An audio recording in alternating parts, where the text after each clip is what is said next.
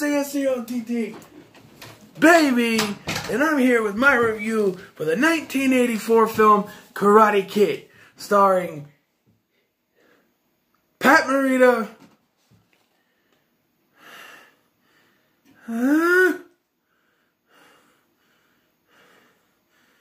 I can't remember his damn name!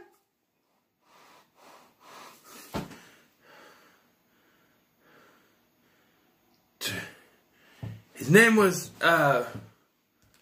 Johnny. No, that was his character. And I'm not messing around. I can't remember his name.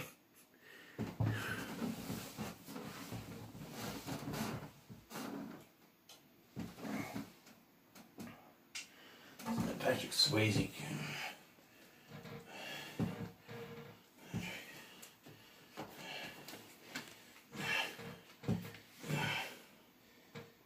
Ralph Macchio! Okay, hold on. Redo the entrance. I'll keep the fuck up in there. Hold on. Alright, here we go. And action!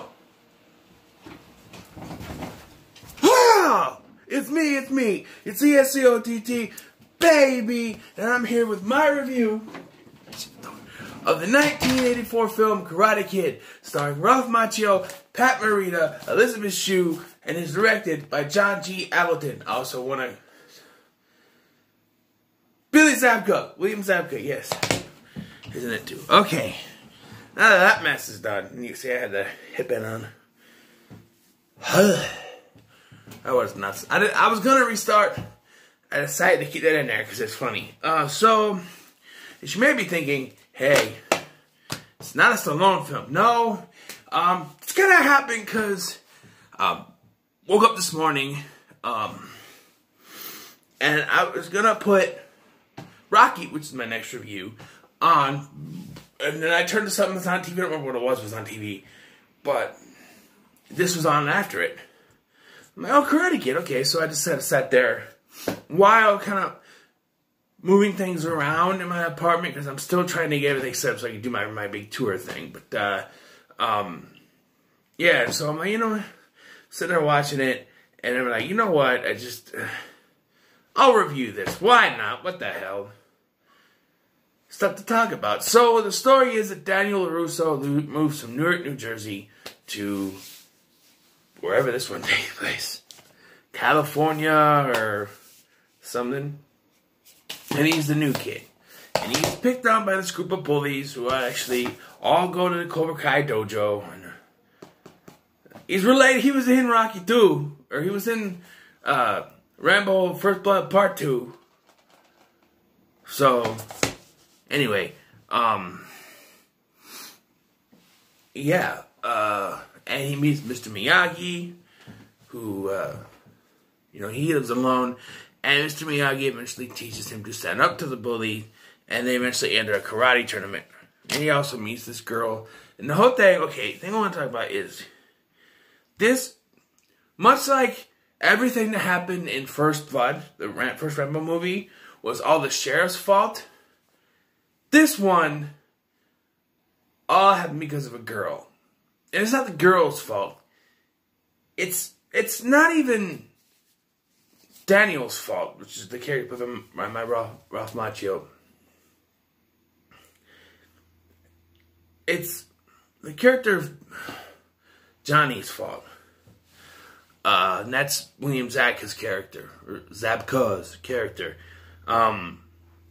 Like, he and the main girl, Elizabeth Shue's character, they were a thing. They weren't anymore.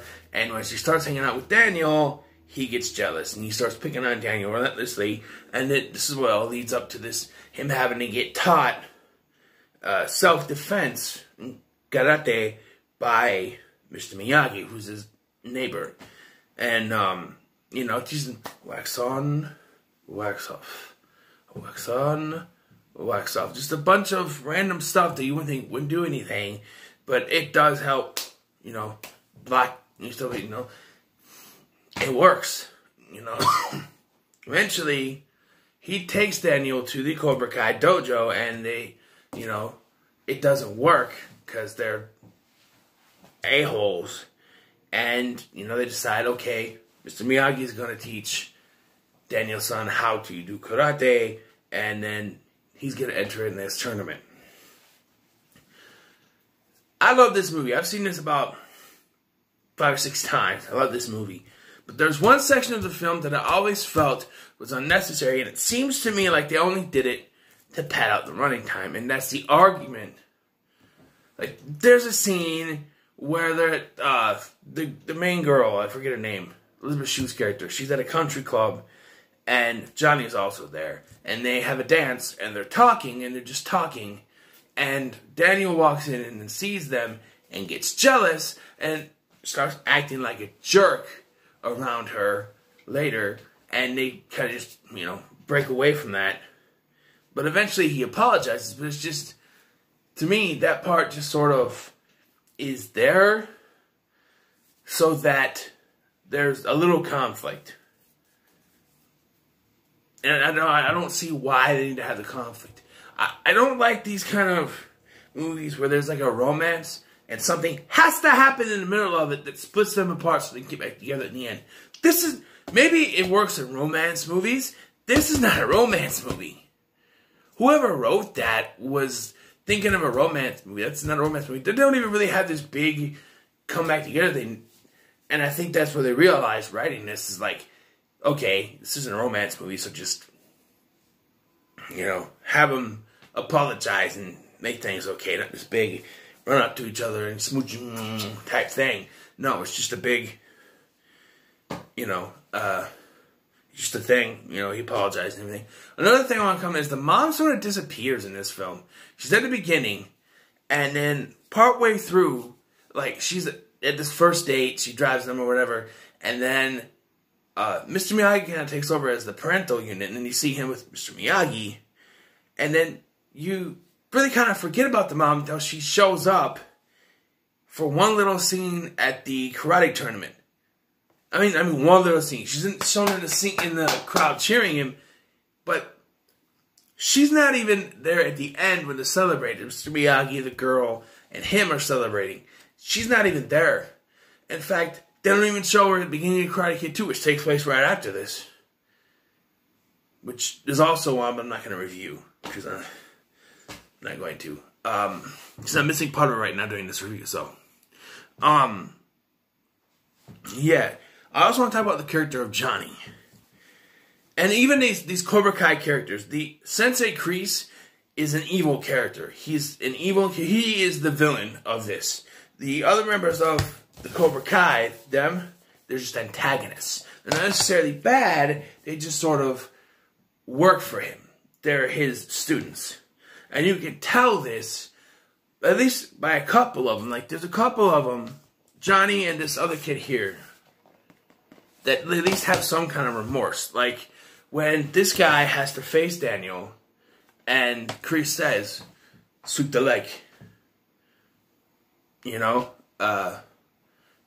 says to injure him, and he does. He gets the leg, he injures him, and so even though he wins that, it's questionable whether or not he's going to face Johnny. And Johnny, you can see on his face, is ready to take the win, but he's not sure. He's not 100% okay with it. And then you get the end. In this fight, he tells him, sweep the leg. Sweep the leg, get it done. And you get this guy too. Yeah, put him in the body bag. You may rest in peace. He just passed away not long ago. But yeah, just like that was ad-lib, by the way.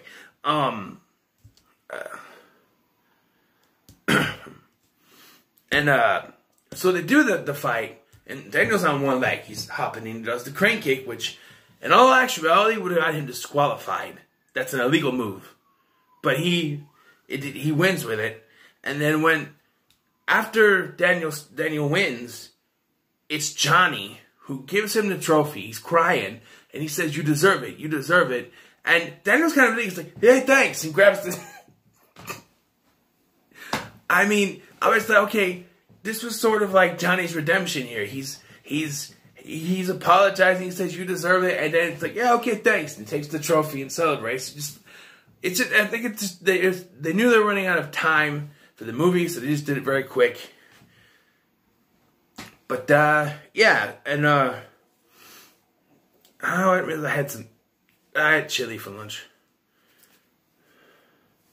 Because I had stuff there. But yeah, this movie is great. There's the training scenes. And I'll actually the song. All right, let's talk about my experience watching this.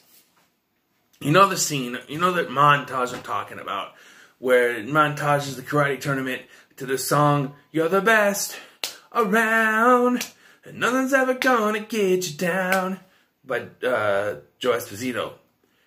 And thing was that song wasn't actually meant for this film. Originally, it was meant to be in Rocky 3, but they decided to use Eye of the Tiger instead. And so it went to this film. And I think it works, except for the part, there is a couple parts in the song that doesn't fit with this. Like, history repeats itself, and you'll reach the final bell. Those are very, history repeats itself, that's very Rocky. Final bell, that's boxing, that's Rocky. So that kind of it would have fit with Rocky better. But I do like the song. One thing I don't like is if you watch it on TV, specifically AMC, they show that first fight that he has in the tournament, and then right when the girlfriend says, "You're the best," and he goes,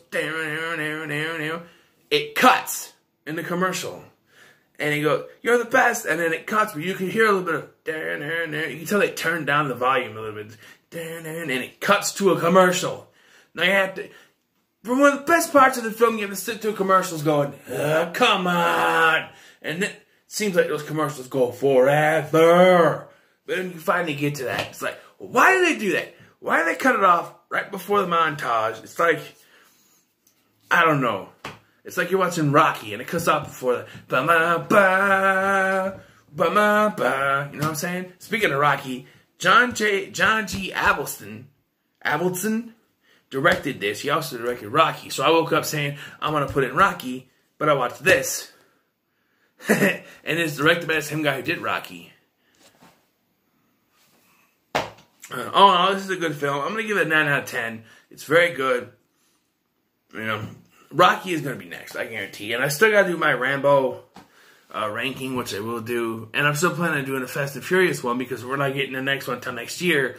I should go ahead and just rank them. But, yeah. And I'm also going to do a video on my Stallone stuff. All the movies. I have some. These are picture things I got in the Rocky collection, which I think I'm putting back in there. And then, yes, it's ripped up a little bit. And I have a couple shirts that are Rocky like. So, be like a Stallone collection video. On VHS, of course. But yeah, we'll get to that. So, until next time, like, share, and subscribe for more. That make two of us.